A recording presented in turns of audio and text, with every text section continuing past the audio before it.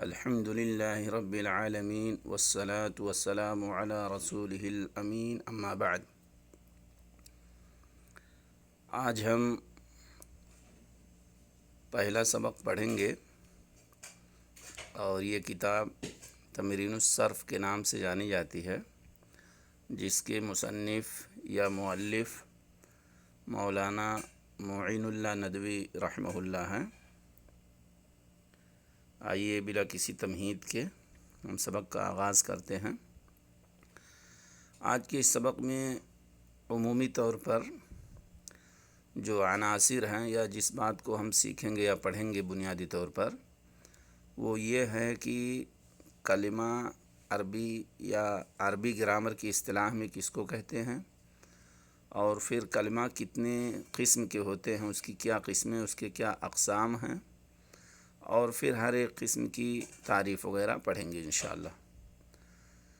Screen پہ ہمارے سامنے سبق کی شروعات یہاں سے ہوتی ہے کہ جب ہم کوئی بات کہتے ہیں تو اس میں کئی لفظ ہوتے ہیں، کبھی زیادہ کبھی کم۔ مثلا حامد مسجد کی طرف گیا، عربی میں اس کو یوں کہیں گے ذهب حامد إلى المسجد۔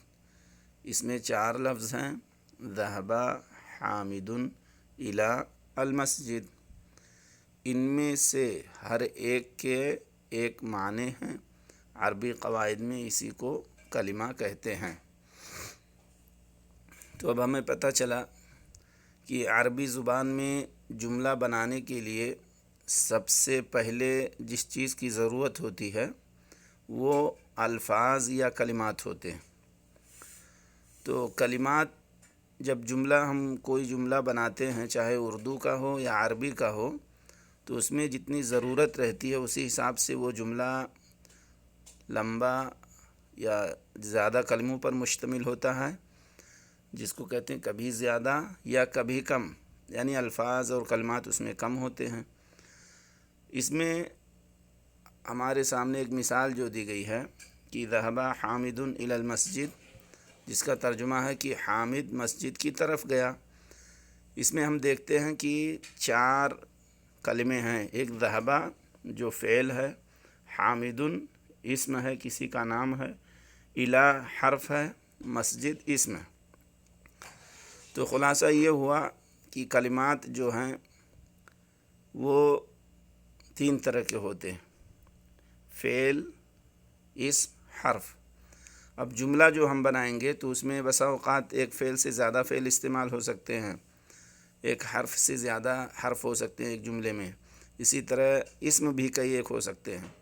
بہرحال خلاصے کے طور پر اتنا یہ جانیے اس میں کہ عربی زبان میں جملہ بنانے کے لیے کلمے کا استعمال کیا جاتا ہے، اور کلمہ جو ہوتا ہے وہ 3 طرح کا ہوتا ہے۔ اسم ہوتا ہے جیسے حامد، فعل ہوتا ہے جیسے ذهب، حرف ہوتا ہے جیسے إلى۔ تو اسی کو تعریف میں کہا گیا ہے کلمہ، جو لفظ با معنی مفرد ہو اس کو کلمہ کہتے ہیں۔ یہاں پہ دیکھیے ہمارے سامنے تعریف ہے کہ جو لفظ با معنی مفرد ہو، لفظ جو ہم اپنی زبان سے بات کہتے ہیں اس کو لفظ کہتے ہیں۔ اب وہ لفظ اگر اس کا کوئی معنی ہو، با معنی یعنی اس کا معنی معلوم ہو، اور وہ مفرد ہو، مفرد کا مطلب اکیلا ہو، ملا ہوا کسی دوسرے کلمے سے نہ ہو، اس کو مفرد کہتے ہیں۔ تو کلمہ کی تعریف میں 2 چیزیں بہت ہی زیادہ اہم ہیں۔ اول یہ کہ لفظ با معنی ہونا چاہیے، یعنی ایسا لفظ ہونا چاہیے جس کا کوئی معنی اور مفہوم ہو۔ جیسے جب ہم کہتے ہیں ذهب تو اس کا معنی گیا، ایک معنی ہے۔ حامد کہتے ہیں تو اس کا ایک معنی ہے کہ کسی کا نام ہے۔ إلى کہتے ہیں تو بھی اس کا ایک معنی ہے کہ تک یا کی طرف۔ تو کلمہ جو لفظ با معنی ہو، اور دوسرا شرط یہ ہے یا دوسری چیز یہ ہے کہ مفرد ہو۔ مفرد کا مطلب جیسے صرف ہم کہیں ذهب اکیلے تنہا، تو یہ اس کا ایک معنی ہے، مفرد ہے۔ حامد اکیلے استعمال کریں تو معنی ہے، مفرد ہے۔ إلى اکیلے استعمال کریں تو معنی اور مفرد ہے۔ تو خلاصے کے طور پر یہ ذہب حامد الی المسجد میں اگر ہر ایک لفظ کو الگ الگ ہم اپنی زبان سے ادا کرتے ہیں تو ہر ایک کا اپنا ایک ذاتی معنی ہے، اور اسی کو عربی زبان میں کلمہ کہتے ہیں۔ تو کلمہ جو لفظ با معنی مفرد ہو اس کو کلمہ کہتے ہیں۔ اس کی یعنی کلمے کی 3 قسمیں ہیں، یعنی کلمہ 3 طرح کا ہوتا ہے: اسم، فعل، حرف۔ اب آئیے دیکھتے ہیں کہ اسم کس کو کہتے ہیں۔ تو اسم کی تعریف میں جو کسی جگہ کا نام ہو، کسی شخص کا نام ہو، کسی ملک کا نام ہو، اسی کو اس انداز میں کہا گیا ہے کہ وہ کلمہ ہے جو خود اپنا معنی بتائے اور اپنے معنی بتانے میں کسی دوسرے کلمے کا محتاج نہ ہو، اور تینوں زمانوں یعنی ماضی، حال، مستقبل میں سے کوئی زمانہ اس میں نہ پایا جائے۔ تو یہ اسم کی تعریف ہو گئی۔ جیسے مثال کے طور پر قلمون، قلمون جب ہم کہتے ہیں تو یہ اپنا معنی خود دیتا ہے، اپنے ذہن میں ایک بات آتی ہے، ایک تصور آتا ہے کہ قلم، تو یہ اپنا معنی دیتا ہے، لیکن اس معنی کا تعلق کسی زمانے سے نہیں ہوتا ہے۔ یہ نہیں سمجھ میں آتا کہ قلم ہے تو ماضی میں ہے یا حال میں ہے یا مستقبل میں ہے، بس ایک معنی آتا ہے، اور پھر یہ کسی کا ضرورت محتاج نہیں ہے کہ کسی دوسرے کلمے کے ساتھ جوڑیں تب قلمون کا معنی ادا ہوگا، بلکہ صرف قلمون کہنے سے معنی بذات خود سمجھ میں آ جاتا ہے۔ اسی طرح حامدن ہے، مسجدن ہے، انا عربی میں اس کو ضمیر کہتے ہیں جس کے معنی میں ہوتا ہے۔ تو کلمے کی 3 قسمیں ہیں: اسم، فعل، حرف۔ اسم کی تعریف کی اسم کلمہ ہے، وہ کلمہ ہے جو اپنا معنی خود بتلائے اور اپنا معنی بتانے میں کسی دوسرے کلمے کا محتاج نہ ہو، اور تینوں زمانوں میں سے اس میں کوئی زمانہ نہ پایا جائے، جیسے قلم، حامد، مسجد، انا، میں۔ اس کے بعد اب فعل سمجھتے ہیں۔ فعل کس کو کہتے ہیں؟ فعل بھی کلمہ ہے، کہتے ہیں وہ کلمہ ہے جس سے کسی کام کا کرنا یا ہونا سمجھا جائے۔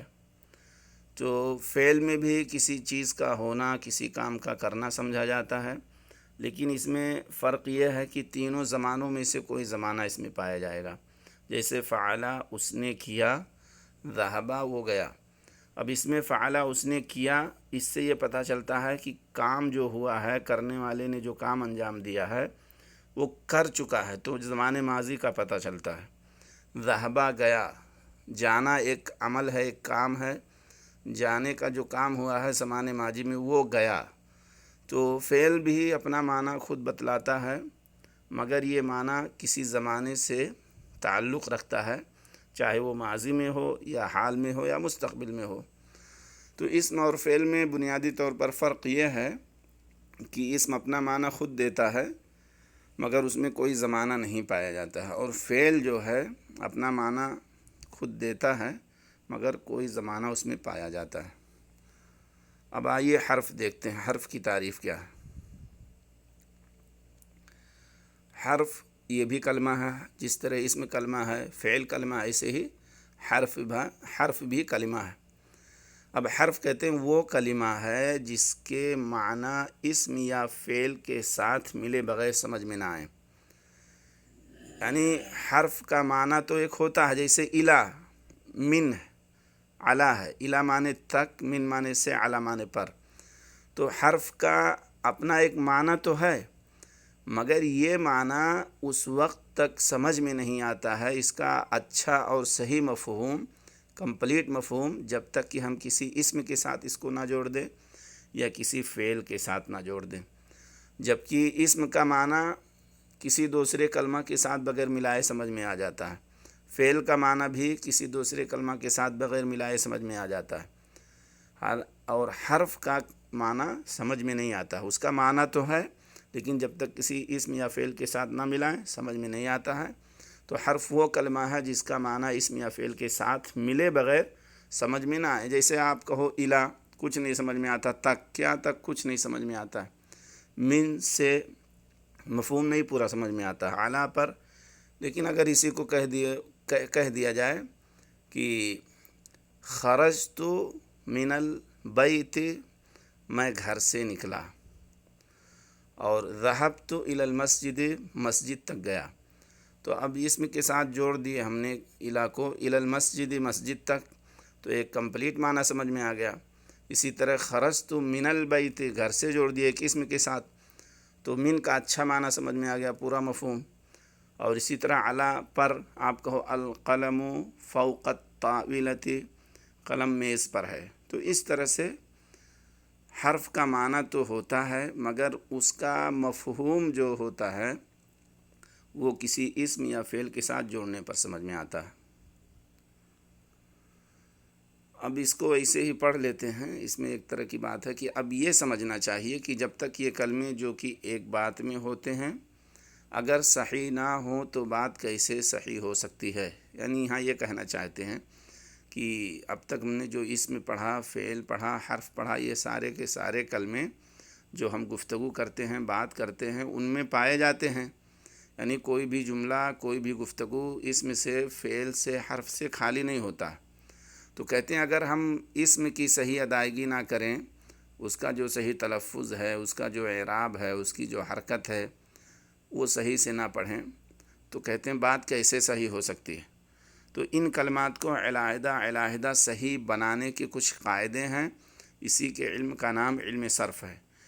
یعنی جیسے آپ کو اب پڑھنا ہے قلمن کو تو آپ قلمن پڑھیں گے کہ قلمن پڑھیں گے کہ قلمن پڑھیں گے، اسی طرح ذہبہ پڑھو گے کہ ذہبہ پڑھو گے کہ ذہبے پڑھو گے کہ ذہبہ پڑھو گے۔ تو کہتے ہیں اس طرح سے ہر کلمے کو صحیح صحیح طریقے سے صحیح پڑھنا، اس کی حرکت کو صحیح لگا لینا، اور پھر اس کے علاوہ اس میں بہت ساری چیزیں آئیں گی، جیسے ذہبہ سے اسم فاعل ذاہبن ہے، مفعول ہے، اور بہت ساری چیزیں ہیں۔ تو وہ سب کیسے صحیح پڑھا جائے گا، کیسے بنایا جائے گا، ان ساری چیزوں کے جاننے کا نام علم صرف ہے۔ اسی کی تعریف کر رہے ہیں کہ علم صرف وہ علم ہے، چونکہ جو کتاب ہم پڑھ رہے ہیں تمرین الصرف، صرف کے فن میں ہے، تو صرف سے کیا مراد ہے، علم صرف کس کو کہتے ہیں، اس کی تعریف یہ ہے کہ علم صرف وہ علم ہے جس میں کلموں کو کلموں کے بنانے اور ان میں تغیر مطلب تبدیلی کرنے، ایک دوسری حالت میں بدلنے، تو ان میں تغیر کرنے کا طریقہ بیان کیا جاتا ہے۔ تو علم صرف میں جو ہے ہم الفاظ اور کلمات کو ایک حالت سے دوسری حالت میں کیسے بنا سکتے ہیں، ان میں کیسے تبدیلی لا سکتے ہیں، ان ساری چیزوں کو پڑھتے ہیں۔ اور اس علم کو سیکھنے کا فائدہ یہ ہے کہ ہم صحیح طور سے کلمات کا تلفظ کر سکیں، یعنی جب ہمیں کلموں کے اندر تبدیلی کرنے، ایک حالت سے دوسری حالت میں ان کو بنانے کا طریقہ معلوم ہو جائے گا تو ہم جب کلمات بنائیں گے تو اس کو صحیح ادائیگی ادا کریں گے، اس میں اعرابی غلطی نہیں کریں گے، قلمن کو قلمن، قلمین یہ سب نہیں پڑھیں گے۔ تو اس کا فائدہ یہی ہے کہ ہم صحیح طور سے کلمات کا تلفظ کر سکیں۔ اب اس کے بعد یہ ہے کہ چونکہ فعل میں کثرت سے تغیرات ہوتے ہیں، اس لیے ہم پہلے اسی کو بیان کرتے ہیں۔ یہاں پہ یہ بات کہی جا رہی ہے کہ اس کے بعد جو سبق آئے گا وہ فعل کے بارے میں آئے گا، تو فعل کو پہلے کیوں لایا گیا اس کی ایک علت بیان کر رہے ہیں کہ چونکہ علم صرف میں فعل کا تعلق ہوتا ہے زیادہ تر، اور اس میں بہت زیادہ تبدیلی ہوتی ہے، اس لیے پہلے ہم اسم کو نہیں بیان کریں گے بلکہ فعل کی تعریف بیان کریں گے۔ تو آج کے درس کا خلاصہ یہ ہے کہ عربی زبان میں جو جملہ بنتا ہے وہ کلمات سے مل کر بنتا ہے، جیسے مثال کے طور پر ذہب حامد الی المسجد، حامد مسجد کی طرف گیا۔ اگر ان میں سے ہر ایک کلمے کو ذہبہ کو الگ ادا کیا جائے، حامد کو الگ، الی کو الگ، مسجد کو الگ، تو ہر ایک کا اپنا ایک الگ الگ معنی سمجھ میں آتا ہے، اور انہی کو الگ الگ انداز میں، یعنی جب اکیلے پڑھیں گے ذہبہ کو کسی کے ساتھ نہیں جوڑیں گے، اور حامد کو کسی کے ساتھ نہیں جوڑیں گے، الی کو کسی کے ساتھ نہیں جوڑیں گے، تو ان سب کو یعنی علیحدہ علیحدہ کلمے کا کوئی معنی ہو مفرد شکل میں آئے اس کو کلمہ کہتے ہیں۔ اور اس کی 3 قسمیں ہیں، اسم، فعل، حرف۔ اور اسم کی تعریف یہ ہے کہ جس کا کوئی اپنا بذات خود معنی سمجھ میں آئے، کسی دوسرے کلمے کا محتاج نہ ہو، اور اس میں کوئی زمانہ نہ پائے جائے، جیسے حامدن ہے، قلمن ہے، مسجد ہے، وغیرہ وغیرہ۔ اور فعل کی تعریف یہ ہے کہ وہ کلمہ ہے یا وہ اپنا معنی خود ادا کرتا ہے، اس میں کسی دوسرے کلمے کا محتاج نہیں ہوتا ہے، مگر تینوں زمانوں میں سے ماضی، حال، مستقبل میں سے کوئی زمانہ اس میں پایا جائے گا.